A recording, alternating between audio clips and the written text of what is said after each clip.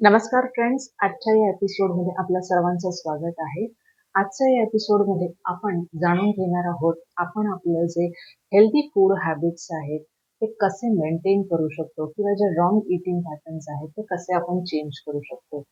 तत्पूर्वी आपण या जर चॅनलवरती नवीन असाल तर आपल्या चॅनलला सबस्क्राईब करा, जेणेकरून आपल्याला नवीन नवीन टिप्स आपल्या एक्सरसाइज बद्दल आणि आपल्या हेल्थ बद्दल या इथं जाणून घेता येतील. चला तर सुरुवात करूया आजच्या आपल्या एपिसोडला. सगळ्यांनाच आपल्याला निरोगी आयुष्य जगायला हवं आणि सगळ्यांची ती इच्छाही असते.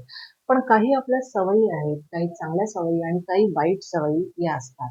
आपल्याला माहिती असतं की ह्या वाईट सवयीमध्ये आपल्याला चेंज करणं महत्वाचं आहे, पण त्या फूड हॅबिट्स आपण जे आहेत ते कुठेतरी आपण तिथं लॅक होतो.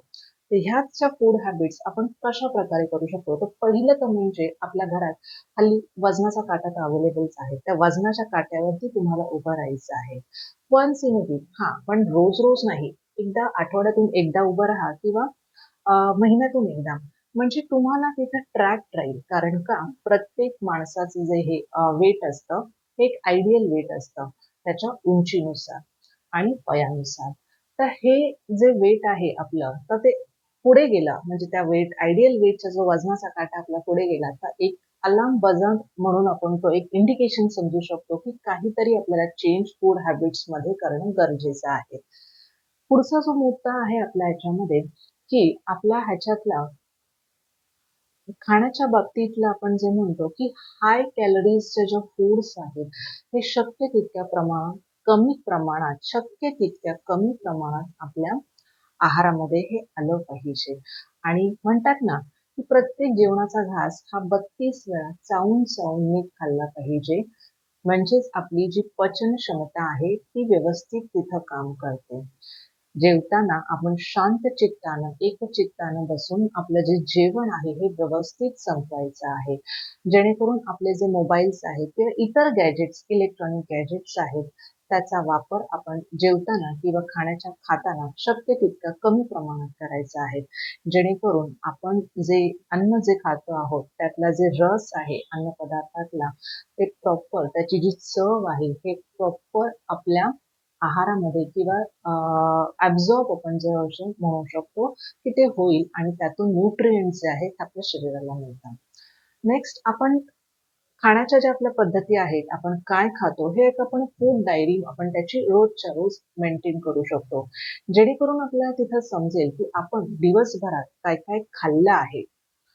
कुठल्या वेळेला खाल्लेलं आहे, कुठले अनहेल्दी जे ईटिंग फूड्स आहेत ते आपण खाल्लेले आहेत आणि कुठे-कुठे आपल्याला रेक्टिफाय करणं आपल्याला तिथं गरजेचं आहे, हे आपल्याला त्या फूड डायरीमधून समजून येतं.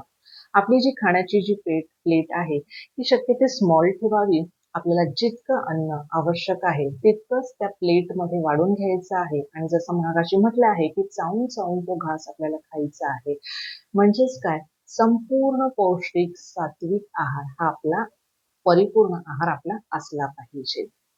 आणि जेवणाच्या साठी आपण शक्यतो आपण म्हणतो ना, की पार्टीज झाली किंवा इतर काही सेलिब्रेशन झाले, तर वारंवार हे जे हॉटेलिंगचं किंवा बाहेर खाण्याचं जे प्रमाण आहे, ते शक्य तितकं हे आपण कमी करायला हवं. Once in a moon while ठीक आहे. पण रोज-रोज हॉटेलिंग किंवा इतर बाहेरचे खाण्याचे पदार्थ हे शक्य तितकं तुम्हाला कमी करता येतील आपल्या आहारामध्ये, तेवढं कमी करणं गरजेचं आहे. शिवाय पाण्याचं प्रमाण हे सुद्धा मुबलक प्रमाणात आपल्याला पिलं पाहिजे. कारण पाणी हे फ्रीली अवेलेबल आहे आणि मोस्ट इम्पॉर्टंट 0 कॅलरीज आहे. आणि त्याचा आपल्या बॉडीमध्ये खूप साऱ्या प्रकारे उपयोग होतो. सो मित्रांनो, नक्कीच पाणी हा एक महत्त्वाचा घटक आहे, जो तुमच्या फूड हॅबिट्समध्ये तुम्हाला चेंज करणं महत्त्वाचं आहे. कारण कधी-कधी आपल्याला लक्षातच राहत नाही, की पाणी पिणं गरजेचं आहे कामाच्या व्यापामध्ये किंवा इतर काही गोष्टींमध्ये. आजचा एपिसोड आपला मित्रांनो इथपर्यंतच. हा एपिसोड आपल्याला कसा वाटल्यास मला कमेंट करून नक्कीच कळवा. अजून भेटू नवनवीन व्हिडिओज सहित. Till then take care. Bye bye.